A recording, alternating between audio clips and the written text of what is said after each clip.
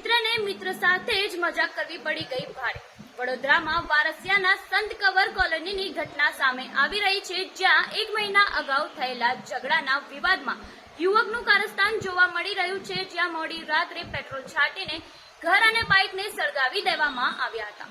જય વાઘવાણી અને અરુણ સરદાર નામના 2 મિત્રો હતા અને બંને વચ્ચે મજાક મસ્તીમાં ઝઘડો થઈ જાય છે અને મિત્રએ કરેલી મજાક સહન ન થતા અરુણ સરદારે રાત્રિ દરમિયાન મિત્રના ઘરે બદલો વાળવા આવ્યો હતો ને ઘર અને બાઇક સળગાવી દીધું હતું। રાતના 3:30 વાગે અચાનક વાહનોમાં આગ લાગતા નાસભાગ મચી જાય છે, જેમાં આગ બુઝાવવા જતા જય વાઘવાણીના પિતાને ઈજાઓ પણ પહોંચે છે, તેમજ ફાયર બ્રિગેડને પણ તુરંત બોલાવવામાં આવે છે। ફાયર બ્રિગેડ તુરંત ઘટના સ્થળ પર પહોંચી જાય છે અને આગ બુઝાવ્યા બાદ પોલીસે સીસીટીવી ફૂટેજ પણ ચકાસ્યા હતા।